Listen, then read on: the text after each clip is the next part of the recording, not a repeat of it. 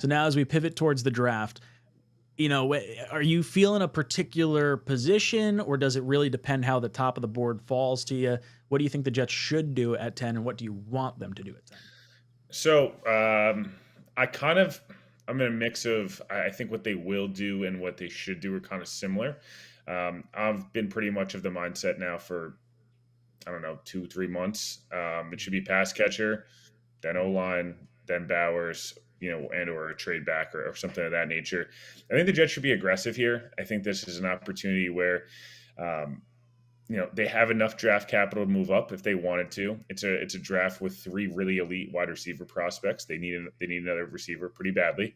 I know they got Mike Williams, but I like Mike Williams. I also think outside of Garrett Wilson, this entire other receiver core could not be on the roster, in 12 months. And I just think it's a little risky to go into a year where I hope Mike Williams is awesome, but it's almost better if you don't have to count on him at all. And then all of a sudden you're like, oh, wow, we have like a top 25 receiver on our roster that we just kind of didn't have to worry about, and let him kind of ease back into it a little bit. I think offensive line, I get the reasoning why. I think this is a good offensive line class. I think it's a deep offensive line class, especially with interior guys. My only concern with offensive line is outside of Alt and Olu, and maybe if you view Fontenot as a true left tackle in the future, you're probably drafting a right guard or a right tackle in the top 10, which is fine. I'm not saying it's not. We've seen teams have success, but is that the best use of an asset? Maybe, maybe not. And then I like Brock Bowers, and I think he's a really good prospect. He's one of the blue chip guys in this class. Mm-hmm. I hate being the beat up on Hackett guy, because I do think we already did it, dude. Yeah. But you can just hop on board. We already beat up on Hackett before, but I just think that's I worry how he, can he use Tyler Conklin well, let alone can he use Brock Bowers well, who is a guy who can get open on his own. It's not that he needs to be schemed open, but a lot of his production is yards after the catch. A lot of it is easy touches and just hey, dude, go out, athlete the rest of the team. So I just worry a little bit there, but I think it's got to be an offensive player first off. And I think I'm just of the mindset if Rome Odunze gets past pick 6, I think the Jets should trip to 5 and go try to draft Marv. I've been all over that for a while. That said, if you wanted the more realistic option, that feels like not as much capital. Moving up to 8 probably costs you a 4 or multiple 4s. But if you get 2 really good players at 10 and 73, the roster is good enough where, the Jets need to be able to hit on a fifth round interior offensive lineman that could play 6 to 8 games a year.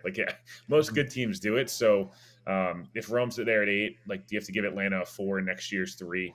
I don't know. Maybe you do. And it's hey, it's a little pricey, but Rome, Garrett Wilson, and Breece Hall all under the age of 24 for the next couple years with Rodgers, and then with a rookie quarterback going forward, you're in a pretty damn good situation. So yeah, and from a contractual standpoint too, the wide receiver, you're talking a $20 million position as opposed to a $12 million position with the tight end. Yeah. I mean, now pass catcher, I'm team weapon as well. I definitely want to go that route. I'm a little less I don't want to say spooked for Bowers, but I would be okay with doing it, mainly because we have Rodgers, and I'm just hoping that he can overcome the Hackett of it all.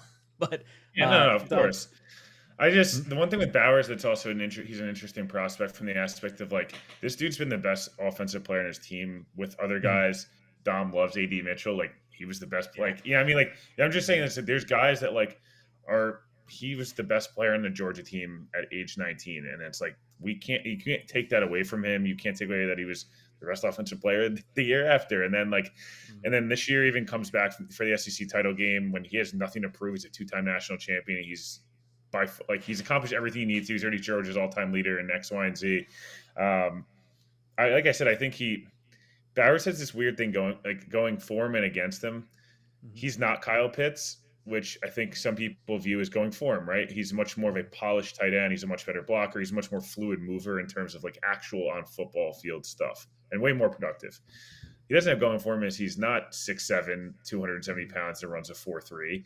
And he didn't test, and he has a bad picture next to Gronk, who's one of the biggest humans on earth, let alone in the NFL. I think he just has so much going for him and against him. You can argue he could be Kittle or Hawkinson or Sam Laporta or Kelsey, right? And that's where it gets you, or Andrews, that gets you excited. then you can also go, I don't know, man. Like most tight ends in the first round just don't pan out well. Do we want to? The Jets, the team that's going to break that? I don't know. So I guess that's what's the difficult part of Bowers, and I'm just not sure why people hate him or love him. Like, there's no like, hey, I just like Brock Bowers. I think he's a really good prospect, and like, I'd be cool with it. It's like, this guy sucks, or like, people in my mentions called me a Bowers sexual, whatever that means. Like, it's insane.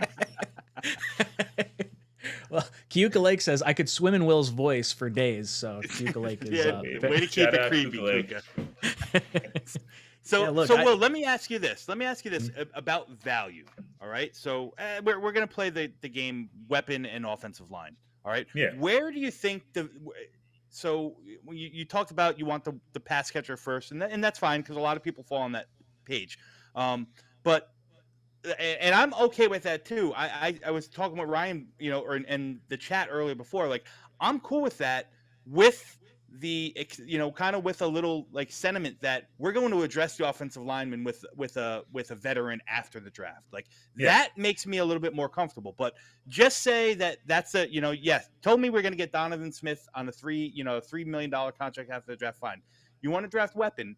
Do you think that the value of a weapon in round 1 and say a lineman in round 3, Dominic Pooney, if we were to fall, or somebody along those lines, or do you think that the value is better if you go an offensive line to guys like Javon Baker or Brendan Rice or whomever, that Malachi Corley, whoever that third round pick?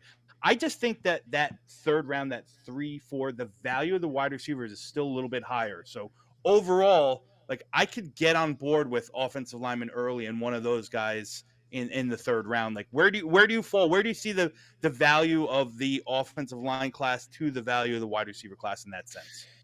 Yeah, I think the receiver class is elite at the top, and then I think it's really good, like picks 15 through 65, 70. I think the one thing that concerns me with going – the problem is I'm sure you guys have done this a million times. You could talk yourself into both being a good route, right? Hey, we go get Trey Font now. He starts at left guard or right tackle or left tackle or wherever on the offensive line because someone's bound to get hurt. And John Simpson's coming off an okay year. And like, I like the value of the contract, but reality, he's a year ago. He was probably a guy that was looking to be a CFL guy at one point, right? So maybe, hey, Font starts around, year day 1, it's Tittman, AVT, and Font down the center, and like the interior guys, and he can be your left tackle down the line. And hey, we go get Malachi Corley or one of these guys at 73. Hey, you're feeling pretty good about yourself.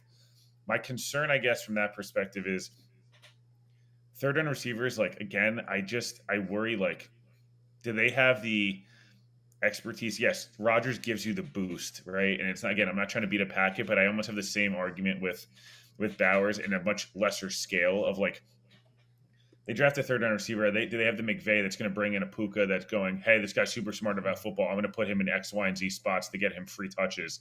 And he's just a really good football player and he'll figure it out. Like, that's my one concern there. But I don't think this is a really good receiver class. And I wonder, because there's so many good ones, do guys get pushed down 73 that might, is, I don't know. I'm trying to think of a good example here that, like, does somebody get moved down to the end of round 2, beginning of round 3 that we're just not expecting? We've seen it happen before. So I think if that's your mindset, here's a name, Jalen Polk. I know you like him, and he's on that cusp that if there's a big push on offensive weapons, he could get pushed down. Somebody like that. Yeah, no, that's a good one. I think I wonder, people really love Xavier Worthy as much as that we're talking about here. What's up, guys? Matt O'Leary from Talkin' Jets. If you liked that video, please make sure to subscribe and follow for more New York Jets content.